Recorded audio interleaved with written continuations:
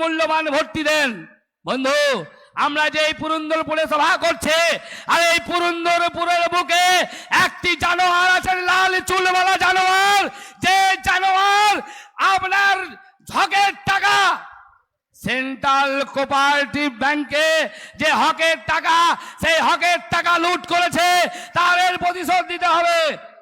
আমাদের মধ্যে ইতিমধ্যে এসে উপস্থিত হচ্ছেন পশ্চিমবঙ্গের সম্মানীয় বিরোধী দলনেতা শুভেন্দু দা, স্বাগতম।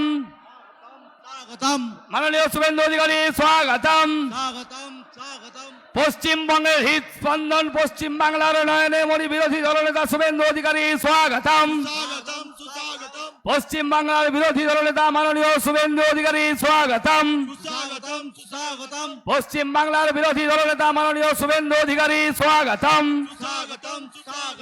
পশ্চিমবঙ্গের বিরোধী দলনেতা মাননীয় শুভেন্দু অধিকারী, সুস্বাগতম। পশ্চিম বাংলার নয়নের মণি বিরোধী দলনেতা, সুস্বাগতম। শুভেন্দু দা, স্বাগতম। শুভেন্দু দা, স্বাগতম। পশ্চিমবঙ্গের বিরোধী দলনেতা মাননীয় শুভেন্দু অধিকারী, সুস্বাগতম। পশ্চিম বাংলার বিরোধী দলনেতা মাননীয় শুভেন্দু অধিকারী, সুস্বাগতম। শুভেন্দু দা, স্বাগতম। পশ্চিম বাংলার আপামর জনবাসীর হৃদস্পন্দন মাননীয় শুভেন্দু অধিকারী, স্বাগতম। শুভেন্দু দা, স্বাগতম। পশ্চিমবঙ্গের বিরোধী দলনেতা মাননীয় শুভেন্দু অধিকারী, স্বাগতম। শুভেন্দু অধিকারী জিন্দাবাদ, জগন্নাথ চ্যাটার্জি জিন্দাবাদ, অনুপ শাহ জিন্দাবাদ, ধ্রুব শাহ জিন্দাবাদ, আর দেবতনু ভট্টাচার্য জিন্দাবাদ।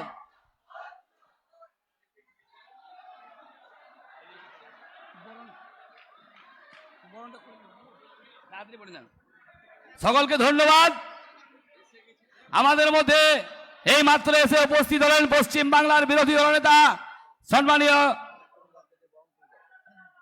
শুভেন্দু অধিকারী মহাশয়।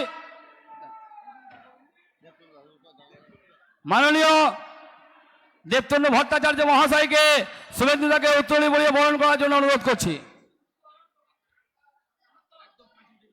বলে ভারত মাতা কি। চলেন, এখন আপনাদের সামনে বক্তব্য রাখবেন মাননীয় দেবতনু ভট্টাচার্য মহাশয়।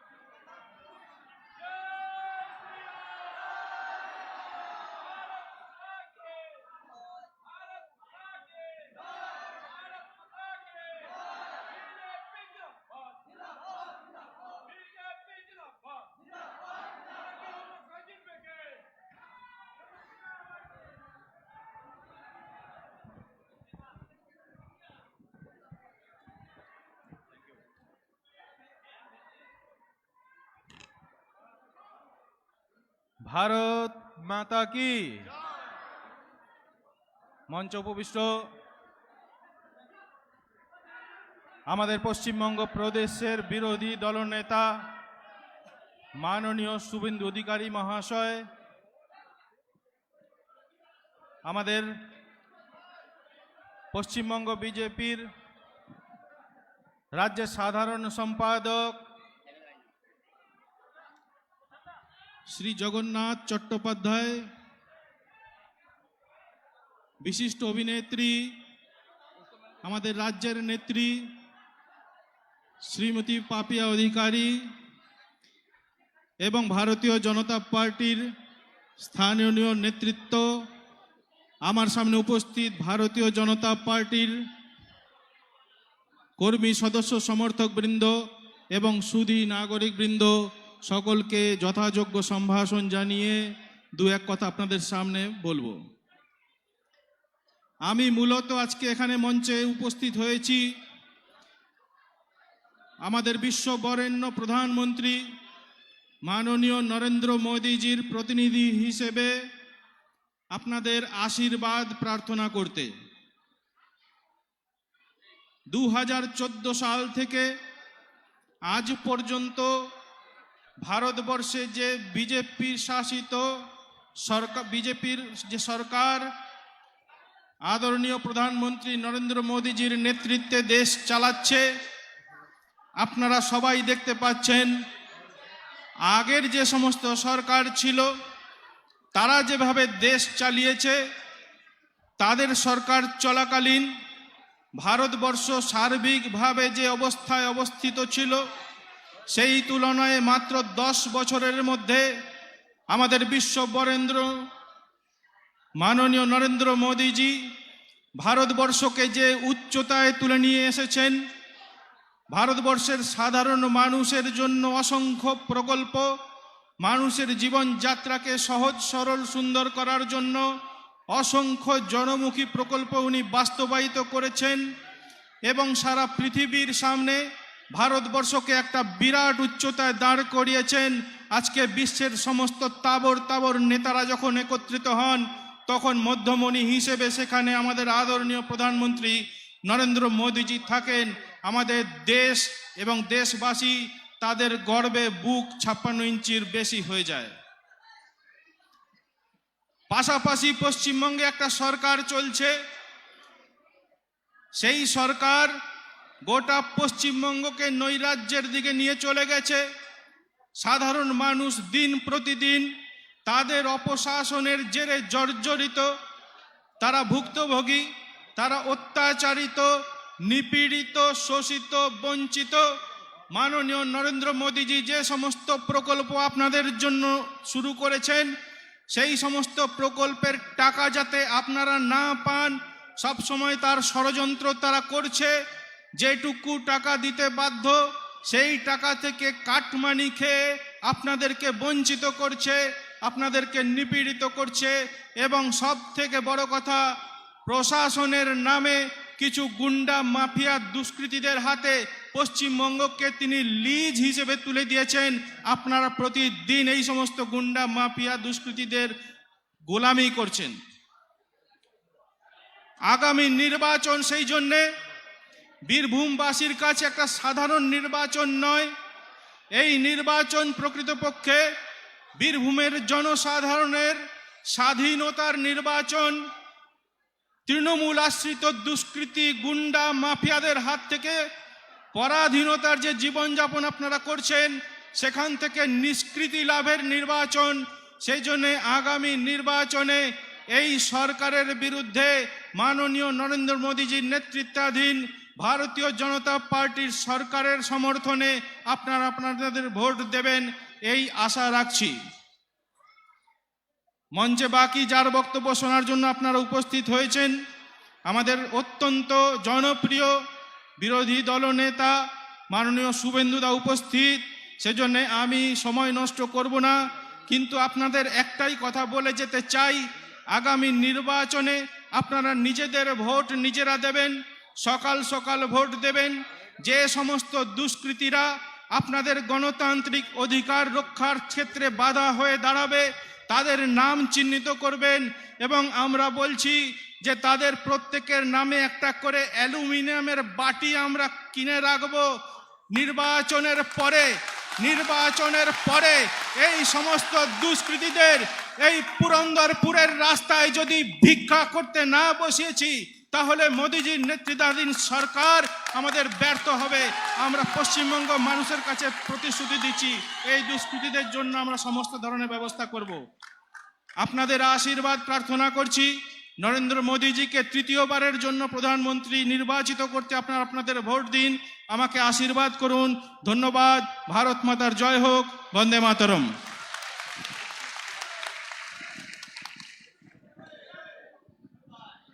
এখন আপনাদের সামনে বক্তব্য রাখবেন, যার কথা শোনার জন্য আপনারা অধীর আগ্রহে বসে আছেন, বিরোধী দলনেতা, যিনি একাই গোটা তৃণমূল দলটাকে কাঁপিয়ে তুলেছেন, সেই মাননীয় শুভেন্দু অধিকারী মহাশয়কে তার বক্তব্য রাখার জন্য অনুরোধ করছি।